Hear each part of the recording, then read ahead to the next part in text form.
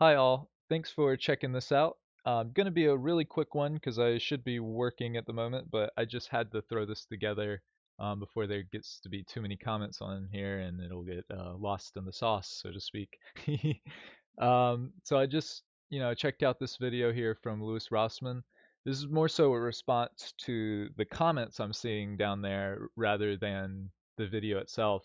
Um, because I'm seeing, and even Rossman himself at the end there in his conclusion fundamentally it doesn't really go any further than voting and contacting representatives and relying on representatives who belong to the class of individuals who are putting this stuff into place.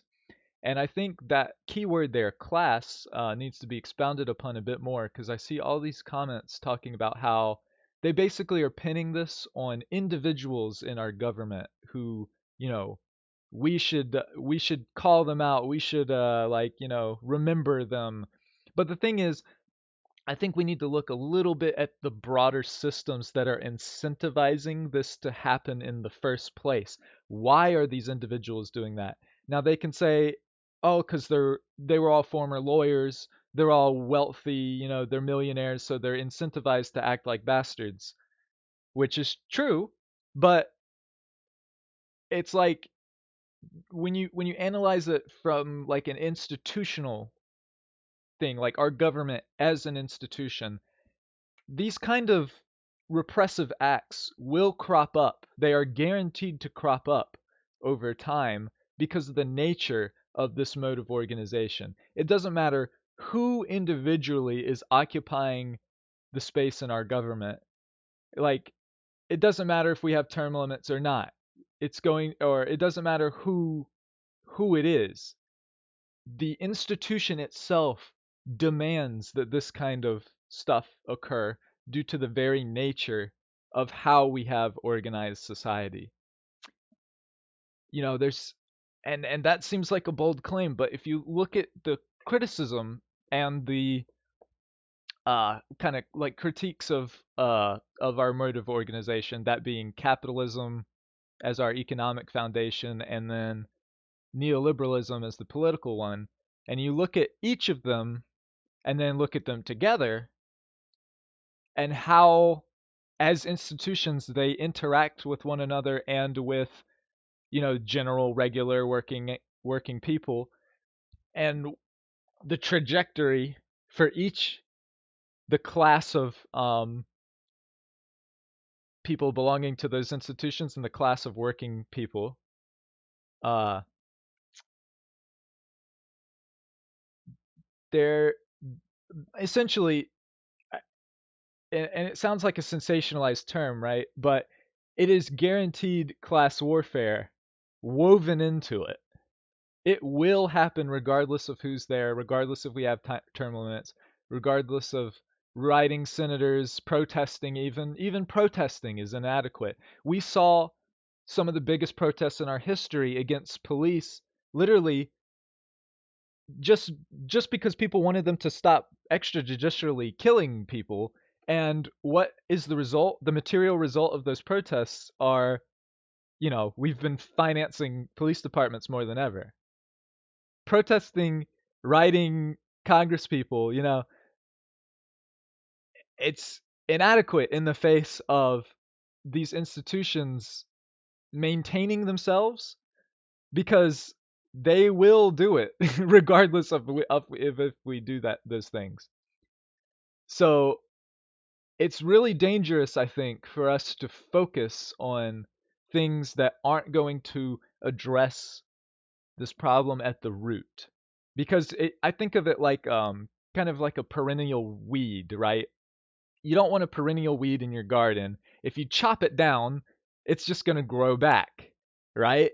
We need that's kind of and when you think about it, we have a limited amount of chops here. We don't have that much time to address the foundations for what's leading to repression in the first place. Um, so why are we going to waste our time and energy chopping it when we could be addressing it at the root, right? That's my take at least. So with that in mind, what can we do? Um, if you check out these guys, the Black Socialists of America, and their concept of building dual power, to me, and again, this is from literal years of study, this is the most grounded strategy we have to navigating outside of, this being our reality. Oh, and I also forgot to mention the reason that repression is guaranteed to increase. There are criticisms about neoliberalism and capitalism that pretty much paint that picture, that in order to maintain and protect themselves, we have to creep further and further into fascism, um, especially as the contradictions between regular working people and our ownership class, you know, who is our government, our rulers essentially. Um, we have inherent contradictions between what we want as working people and what they want as people who own our means of survival and control our resources and all that. So over time, those things, the divide and the contradictions will become more significant, and our government, naturally, it's going to be incentivized to protect itself, so it will go for repressive things like this. Uh, you know, I don't, that's a lot to go into, and like I said, I should be on the clock. So I would humbly recommend just looking at criticisms and stuff like that that's grounded in material reality, of course. Always cross-reference, always, scrutinize everything. As Marx himself said, ruthless criticism of everything there is. Like, do that. Good. You'll find real material, like grounded in reality analysis if you look hard enough for it. So I implore anyone watching to do that. But I've read it. I've been reading this stuff for years. That seems like the obvious conclusion. So that's what I'm going to advocate for, and then I'm going to beg y'all to go check it out on your own. Um there's a lot of analysis about it, and for pretty much 200 or so years, there's been analysis, and then there's analysis of that analysis. It's a lot, right? That's what I'm saying. Like, you could study this stuff for years and still have more to learn. Um, which, again, it goes back to these people, not quite having their sights set on the right target. I think, frankly, in this country, we kind of, the powers that be kind of incentivize us not having that analysis. We're not equipped with it. We basically had analysis, and then back in the day, and then thanks to McCarthyism and whatnot, we kind of like shut the door entirely on any critiques for our system. We said it's the end of history. It's the best we have.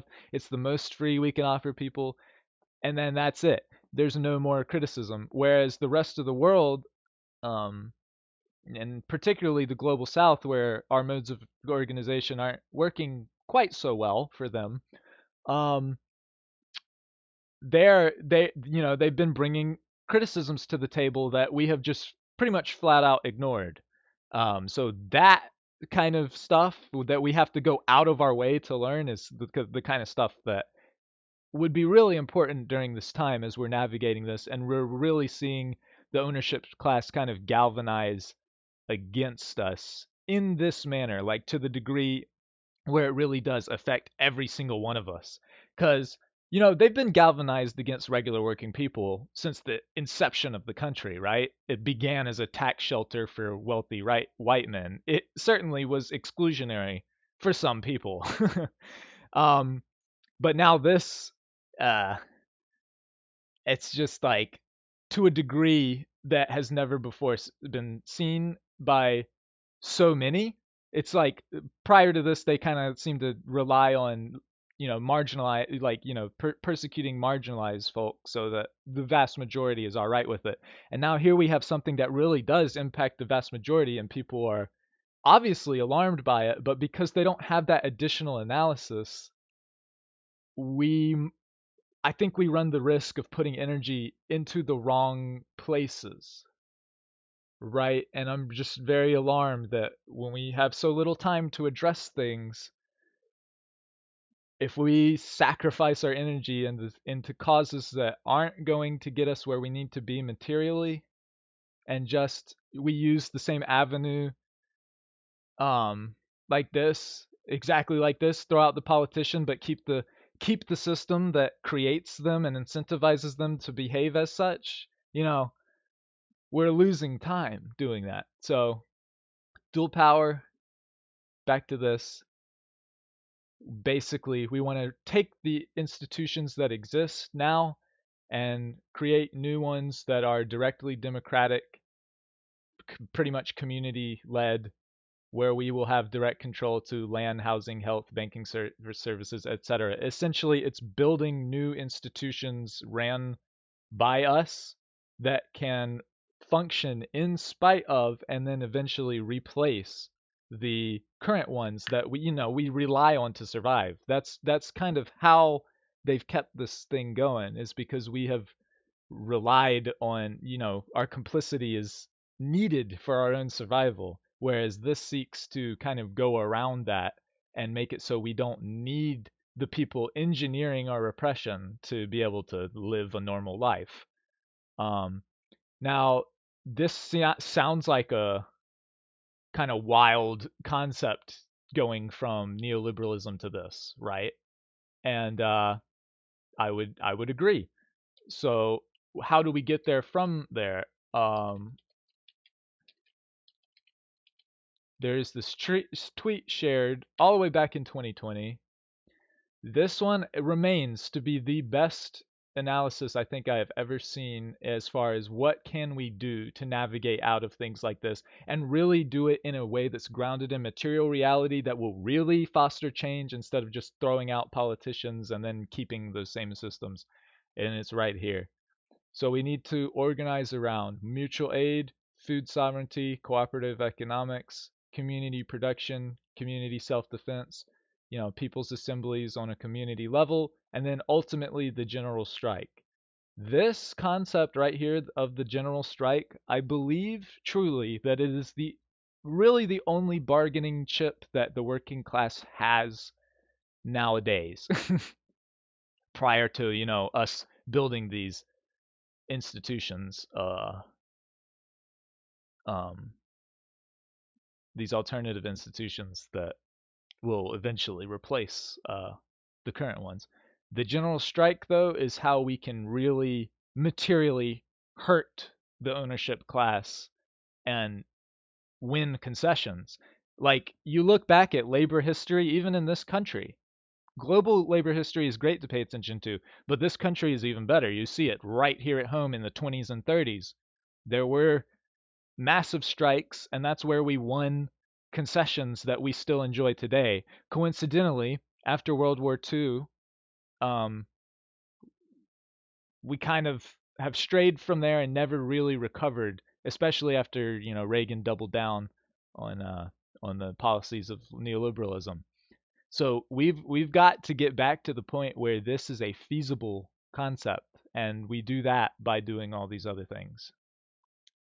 It's definitely not as easy as I'm saying, but when it comes to um like material solutions that address things at the root, that I mean, again, across years of study, that seems to be the only way. And it's a great way. I know, the Black Socialists of America, that name might turn off some people. Um, but, if you really study and analyze it, uh, it can be utilized by anyone, no matter who they are, leftist, rightist, centrist. It's just a tool, right? It's a framework that any community can use. It just so happens to come from socialists, which, makes you think maybe you should give the rest of their advocacy the time of day if you haven't quite yet. But um, it might offer some valuable insight. I'm not saying that we should be married to any one concept because of like any dogmatic reasons.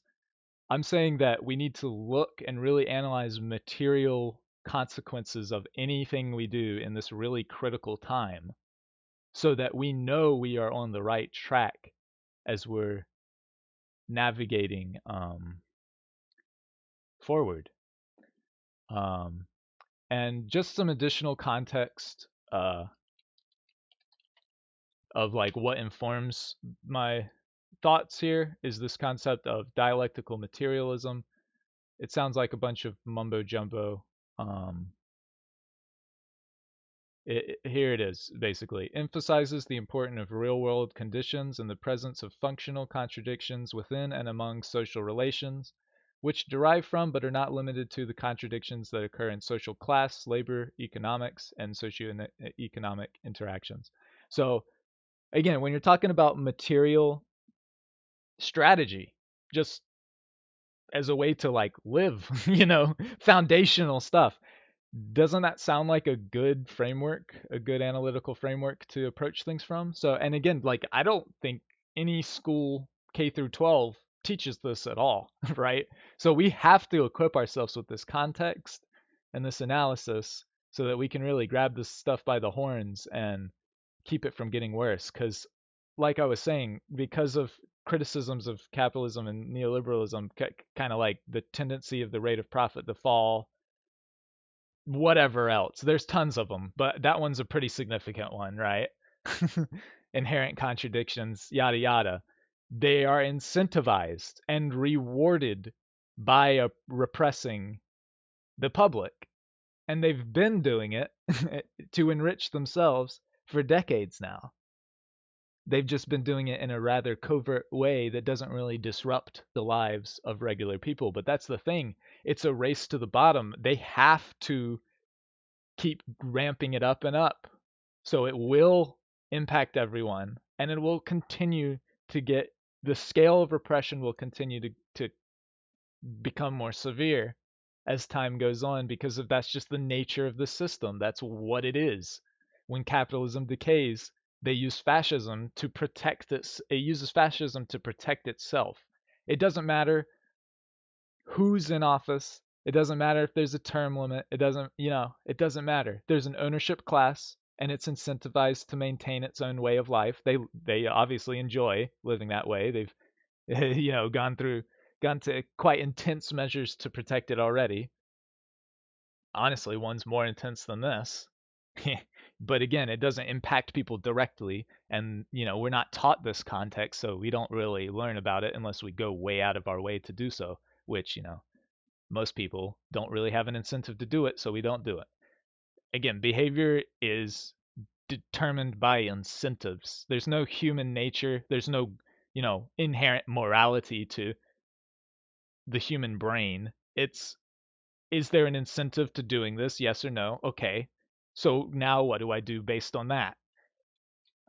All of our behavior is informed by material incentives if you really get down to it. And then obviously there are some ideological ones. But when you're talking about like material reality and the stuff like this, I think thinking about it in terms of incentives to behavior is quite significant. Um, Two more just really quick things I wanted to add to this. This is actually about his video. Toward the beginning, he was talking about how other countries would meddle in elections. Just wanted to plug some recent news that's come out about how Israel meddled in 2016. I think that should definitely be talked about.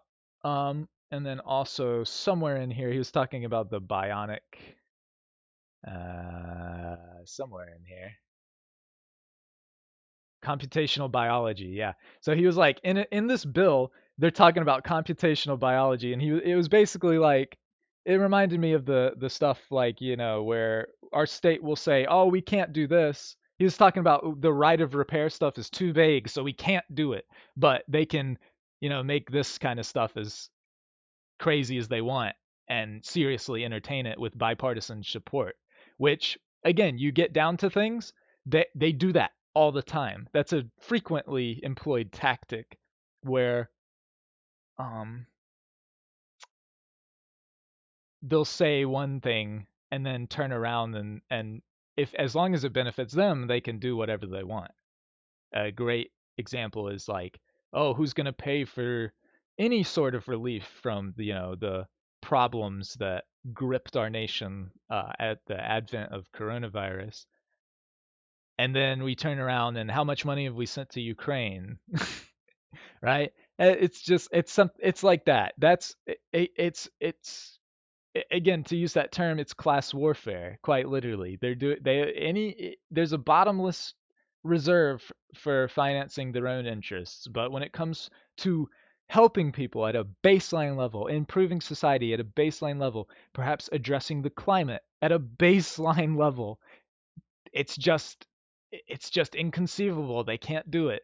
But when it comes to furthering geopolitical interests, they have no problem doling out unreasonable amounts of money, time, and effort. It's plain and simple, class warfare.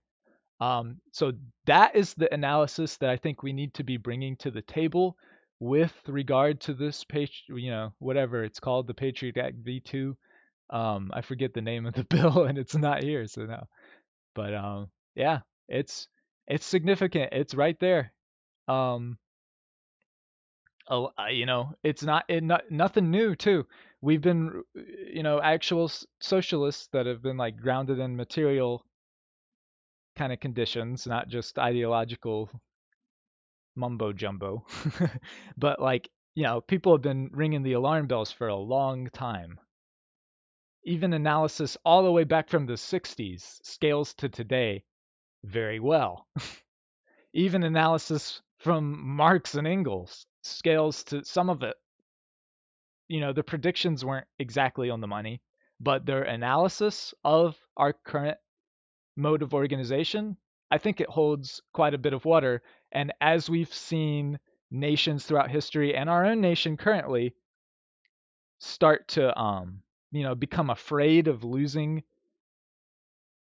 basically like a dominating position globally or even, within their sphere of influence, it's they ramp it up. They ramp up the repression, they ramp up the fascism, and it's basically like we're we're on a set course for it. And so if we just allow the system to be maintained and only focus on, I know I've said this like 3 times now, sorry, but if we just focus on the politicians responsible and not the system that is really responsible at the root for incentivizing those politicians to act as such, we're shooting ourselves in the foot. We're asking for worse repression down the line. We're effectively guaranteeing it.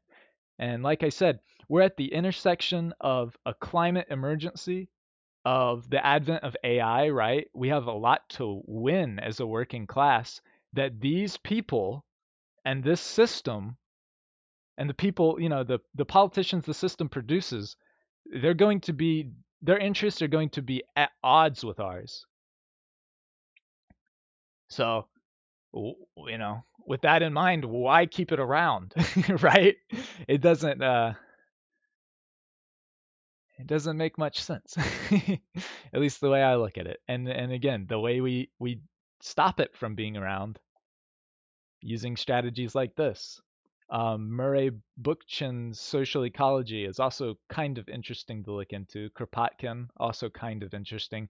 I still think this stuff is better, but I think the things I just mentioned might resonate with Americans a little bit more because we've been bred from birth basically to hate the idea of a state socialism. So, okay, let's entertain alternatives then that can still undermine the current status quo without being a state socialist effort. Because it exists. They don't teach you about it, but it's there. There, Rojava is a real world example. The EZLN in Chiapas, Mexico, not exactly explicitly informed by that philosophy, but it's pretty darn close, you know. Rojava is though in that matter, and that's what I'm saying. Like if you look for this additional context and we equip ourselves with it as we move forward, I think we're going to be in a lot better um, place in the future. Uh, but anyway, thanks for checking it out. That's all I got to say. Appreciate y'all and take care.